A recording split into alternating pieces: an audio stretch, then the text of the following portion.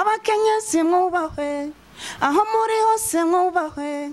kuko mwebwe muri ntwari bavyeyi dukunda kandi tubaha cyane igihe cy'izuba mwatubereye igitutu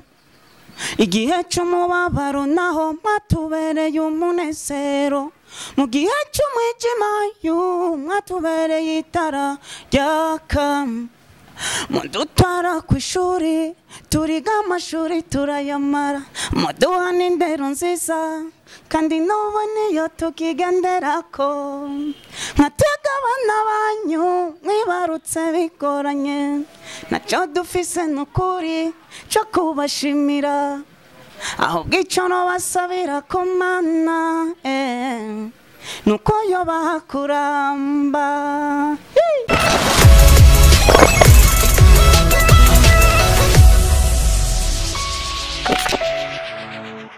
Ndabaramukije abakozi ba Bishop TV kuri micro za Bishop TV muri kumwe na Vanessa Nishimwe tukaba twarose umutumire nawe si wundi reka ndamuramutse yongera bidondora ndabaramutse cyane ndabaramukije cyane nanje vraiment imisi cyane ahubwo yari kabisa ndamukije abakozi ba Bishop TV wongera bidondore bakubonye abakubonye mbere kuri micro za Bishop TV bamenye wariwe no kuri si ryambere ahubwo ngira no ko araheze igihe kinini ya vraiment nariko ndagaragara mu bisanzwe amazina yanje ntwa Big Stone so nkabasanga ndumuririmbyi yego Okay, Big Stone ni umuririmbyi cyane tumumenyereye ku ndirimbo zitandukanye nkuko abivuze ntiyaraherutse kuri micro za Bishop TV ariko ndabibutse ko hari ikiganiro twakoranye na Big Stone kuri Bishop TV kandi hari indirimbo akaba heruka gusohora yitwa Umukenyezi. Iyo ndirimbo rero mugende kuri channel yiwe murabe yitwa Umukenyezi, ni indirimbo iryoshye cyane asha irimo ibintu ashabiri frinyere by'amavuta. Reka rero tumusabe yikore mu gahogo kugira dushirize ko twumve. bavyeyi dukunda kandi tubaha cyane igihe cy'izuba mwatubereye igitutu igihe cy'umubabaro naho mwatubereye umunezero mu gihe cy'umwijima mwatubereye itara ryaka mudutwara ku ishuri turiga amashuri turayamara muduha n'indero nziza kandi n'ubu niyo tukigenderako nkatega abana banyu mwibarutse bigoranye nacyo dufise n'ukuri cyo kubashimira ahubwo icyo nobasabira ko Mana nuko yobaha kuramba abakenyezi mwubahwe aho muri hose mwubahwe kuko mwebwe muri ntwari. Yes, urakoze cyane nubakaje nakaje nyene kameze neza n'umuntu abishoboye n'umuntu abikora neza. Ndakubaze mwiyo ndirimbo ni ya message washatse gutanga? So Jonathan nashatse gutanga message kugira umuvyeyi avyara umwana hama mu nyuma akamuhayagiza mama warakoze cyane kuvyiza wankoreye yabatari wewe mufatanije n'Imana rugira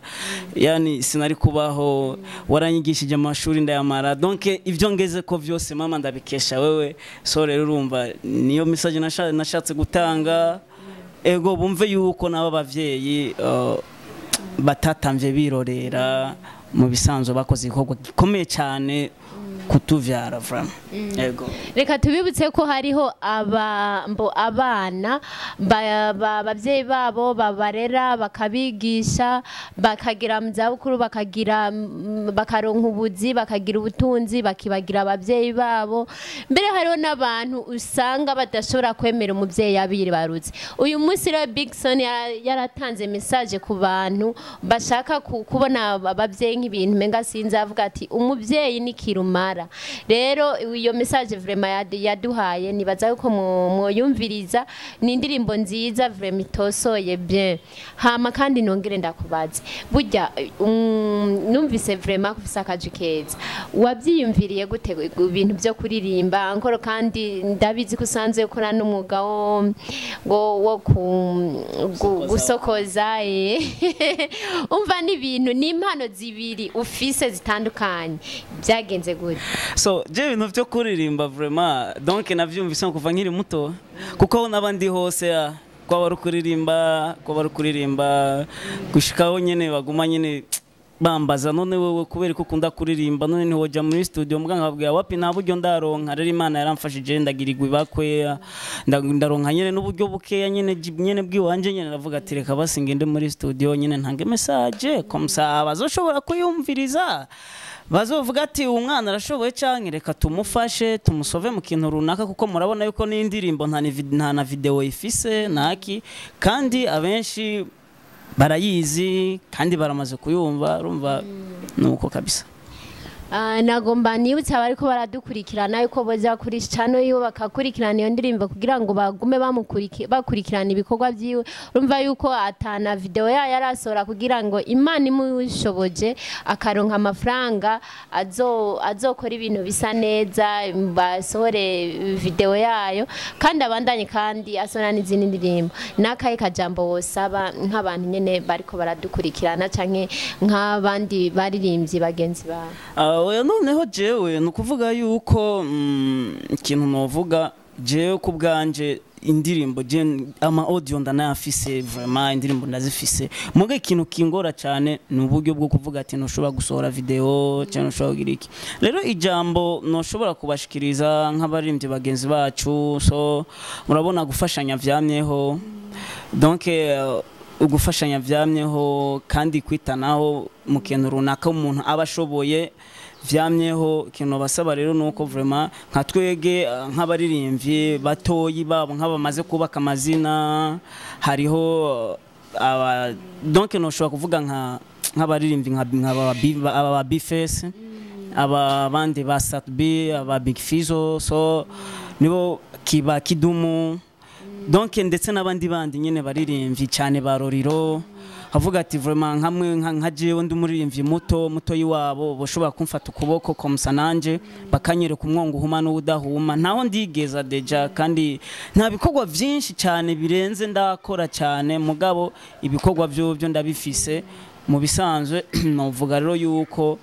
bogerageza vraiment bakadufasha vraiment nka twebwe abaririmbyi bato yibabo kugira ngo natwe turabikungene twoshobora kuronka ico umugabo wacu umugabo wanje wo kuririmba nanje wogira ico mfashije muri kazoza canke ejo haza hanje yego okay Big Son avuze ngo ica saba baririmbyi bakuru biwe bamaze gushinga izina mu gihugu